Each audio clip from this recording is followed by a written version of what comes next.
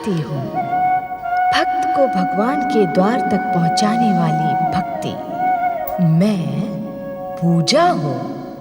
भक्त के मन में भक्ति की अलख जगाने वाली पूजा तारकासुर को ब्रह्म आराधना का परामर्श देती है। तारकासुर के भविष्य के लिए शिव दिति को सावधान करते हैं। तारकासुर की तपस्या से उद्विग्न देवताओं द्वारा तप खंडन की आज्ञा मांगने पर देवराज इंद्र ने कहा, आज्ञा नहीं, हम स्वयं आपके साथ चलेंगे। चलो।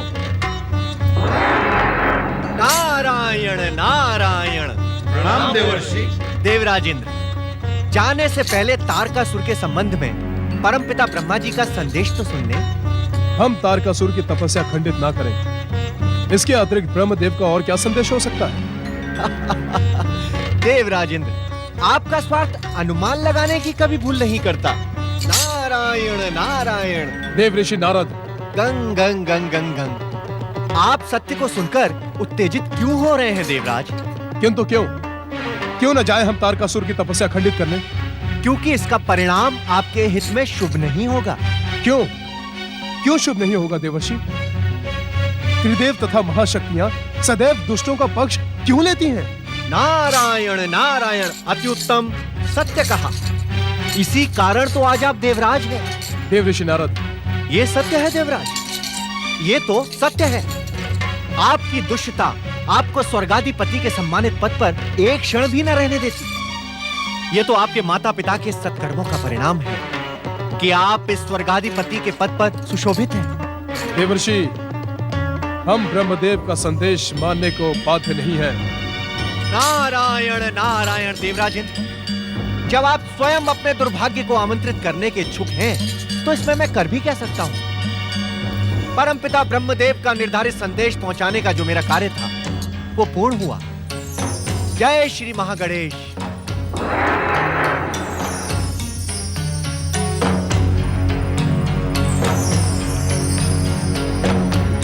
क्या होगा देवराज? तारकासुर की तपस्या खंडित करने का विचार त्याग देना ही उचित होगा।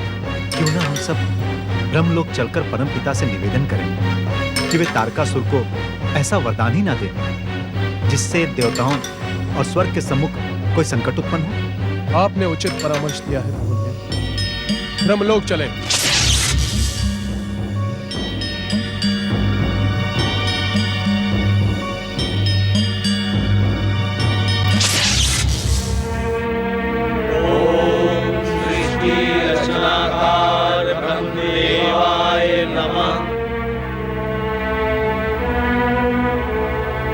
देवराज इंद्र, यदि देवताओं के स्थान पर आप स्वयं देवगुरु बृहस्पति की पाठशाला में जाकर मर्यादा और अनुशासन की शिक्षा पुनः ग्रहण करें तो अधिक उचित होगा।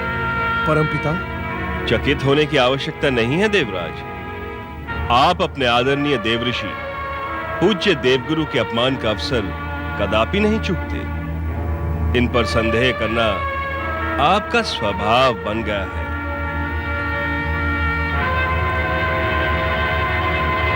किंतु परमपिता, क्षमा मांगने के स्थान पर अपने अपराधों को ढकने का प्रयास ना करें आप। क्षमा परमपिता, क्षमा। देवगणों, हमें आपके यहां आने का कारण भली भांति ज्ञात है, किंतु नारद ने जो कुछ भी कहा वही सत्य है। तारकासुर की तपस्या को भंग करने का प्रयास ना करें आप। ऐसी स्थिति में तो तारकासुर की तपस्या पूर्ण हो जाएगी परमपिता। तो उसमें अनुचित क्या है? जो भी व्यक्ति कर्म के प्रति निष्ठा और दृढ़ता का पालन करेगा, उसका हर कार्य निश्चित ही पूर्ण होगा। किंतु परमपिता, तारकासुर वरदान पाकर अपनी पितामही दिति की मनोकामना पूर्ण करने के लिए सर्वप्रथम स्वर्ग पर आक्रमण करेगा। हम देवताओं पर एक कृपा करें परमपिता, आप तारकासुर को वरदान देने ही न चाहें। आप सब हमारे कर्तव्यों की नई परिभाषा रचने का प्रयास कर रहे हैं। सच्चे मन से आराधना करने वाले को वरदान देना हमारा परम पावन कर्तव्य है। ऐसी स्थिति में हमारा क्या करना उचित होगा परमपिता? स्वर्ग की सुरक्षा के लिए आप सब भी आराधना और तपस्या को माध्यम बनाकर अपनी दिव्य शक्तियों का विकास करें।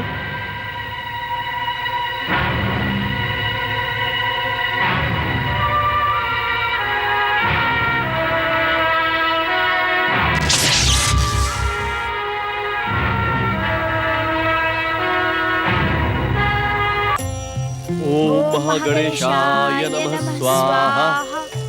ओम महागणेशाय नमः स्वाहा। ओम महागणेशाय नमः स्वाहा। ओम महागणेशाय नमः स्वाहा। ओम महागणेशाय नमः स्वाहा। ओम महागणेशाय नमः स्वाहा।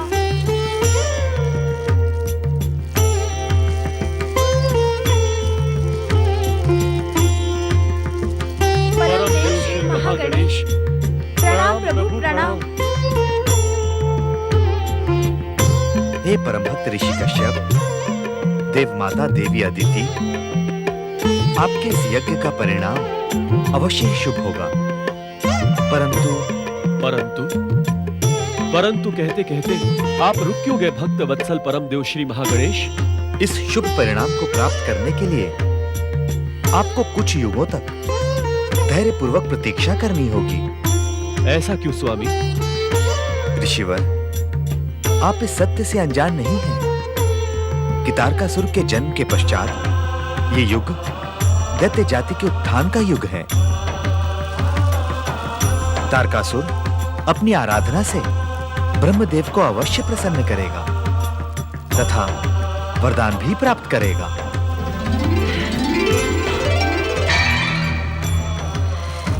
प्रिय पुत्र वधु। अर्थात? हाँ ऋषिवर, वरदान प्राप्त करने के पश्चात तारकासुर देवराज इंद्र को पतित कर स्वर्गलोक पर अधिकार कर लेगा। ऐसा अनर्थ ना करें श्री महागणेश।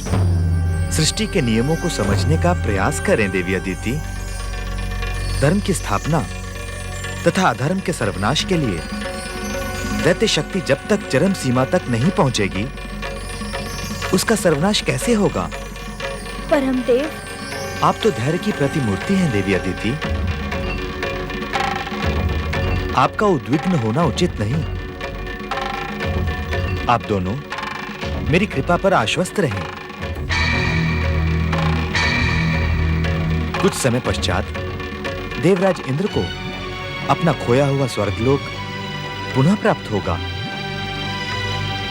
सुख तथा सफलता पाने के लिए संकट, संघर्ष तथा कष्ट अनिवार्य है। परमदेव महागणेश, मेरी आपसे एक प्रार्थना है। दक्षपुत्री दीदी, हमें तुम्हारी प्रार्थना का ज्ञान भली भांति है, किंतु हम यहाँ तुम्हारे आह्वान पर नहीं पधारे हैं। इस कारण हम तुम्हारी प्रार्थना का उत्तर भी नहीं देंगे, किंतु महादेव शिव की चेतावनी का ध्यान रखना। यदि तारकासुर ने दुष्कर्म किए तो उसका अंत समय से पूर्व ही निश्चित है।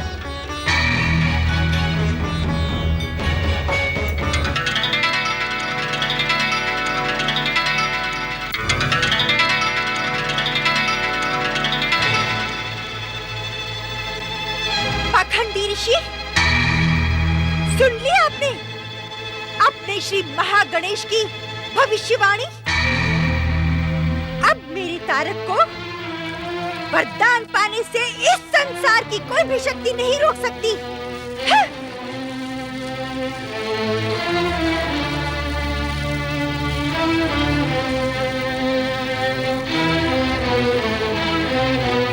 ओम महागणेशाय नमः स्वाहा। ओम महागणेशाय नमः स्वाहा। श्री महागणेश की आराधना में कश्यप अदिति पुनः लीन हो गए, जिनकी आराधना से समस्त जगत को मनोवांछित फल प्राप्त होता है। और अश्विन शुक्ल तृतीया के परम पावन दिन शक्ति स्वरूपा जगदम्बा ने हिमालय मैना की पुत्री के रूप में मानवीय अवतार धारण किया।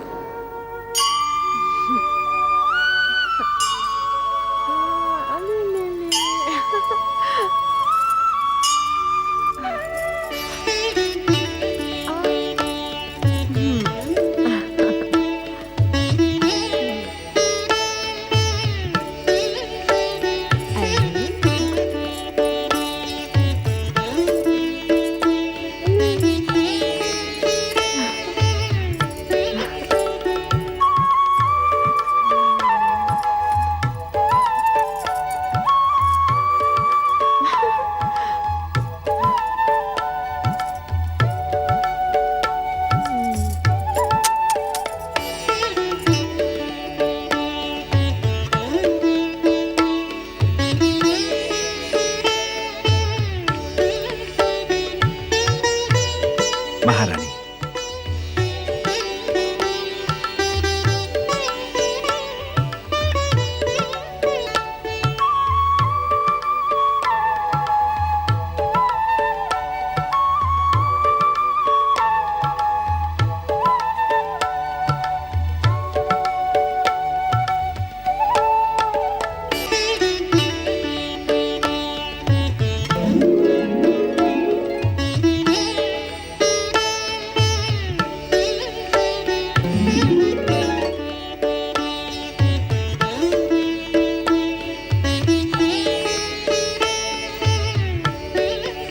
महारानी, आज हम बहुत प्रसन्न हैं महारानी।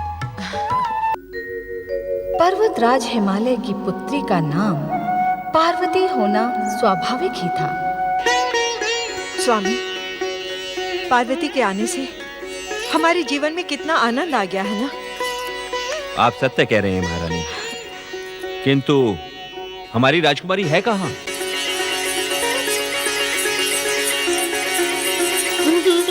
अरे वो आ गई। पिताश्री, पिताश्री। आओ पार्वती, आओ आओ पुत्री, बैठो।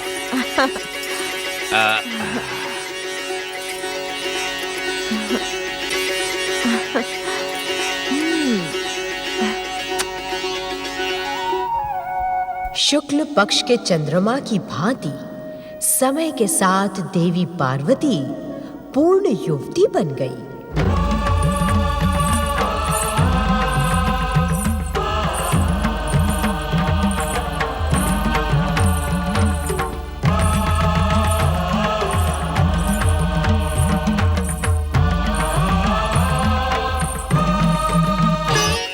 महारानी, पुत्री पार्वती कहाँ है? हिमालय पर्वत के हिम शिखरों पर अपनी सखियों के साथ न जाने क्या खोजती रहती है। ये आयु ही ऐसी है महारानी। इस आयु में मनुष्य जितना देख पाता है, उससे भी अधिक देखने की जिज्ञासा में भटकता रहता है।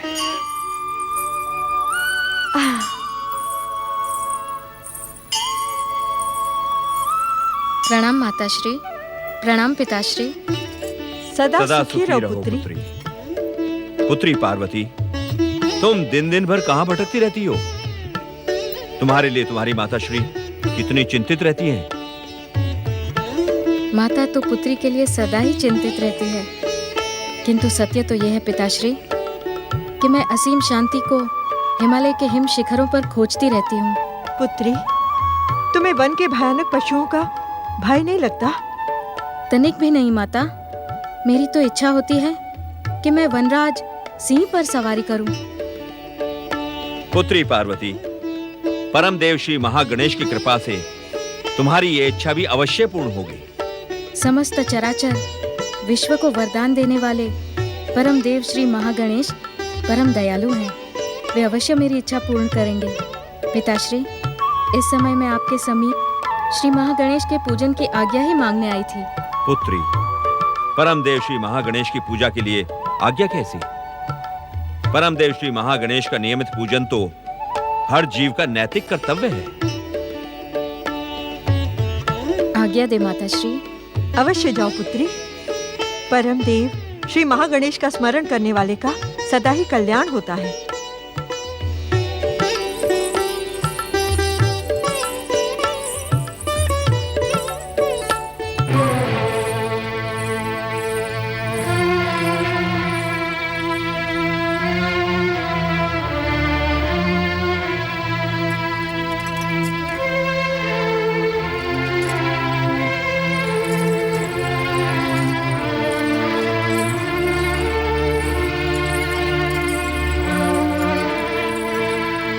हुआ स्वामी? आप यकायक गंभीर क्यों हो गए? महारानी मैना, क्या आपको अपनी युवा पुत्री पार्वती को देखकर चिंता नहीं होती? स्वामी, हर कन्या के माता पिता को अपनी पुत्री के भविष्य की चिंता होती है, किंतु सत्य कहूं तो मुझे पार्वती को लेकर तनिक भी चिंता नहीं है। अर्थात? स्वामी, पार्वती जैसी योग्य, रूपवती और सुशील कन्या से विवाह करने के लिए तो संसार के सर्वश्रेष्ठ युवक भी लालायित होंगे। आपका कथन पूर्ण सत्य है महारानी, किंतु माता पिता का कर्तव्य हमें शीघ्र ही पुत्री पार्वती की इच्छाओं को पूर्ण कर सकने में सक्षम योग्य वर की खोज प्रारंभ कर देनी चाहिए। नारायण नारायण। प्रणाम प्रणाम। आपका कल्याण हो महाराज हिमालय एवं महारानी मैना। मैं ना जाने कब से आपको पुत्री जन्म की बधाई देने के लिए उत्सुक था, और इसी उत्सुकता में आपकी तेजस्विनी पुत्री पार्वती विवाह के योग्य भी हो गई। आप उचित समय पर पधारे देवर्षि। हम पार्वती के विवाह पर ही विचार कर रहे थे।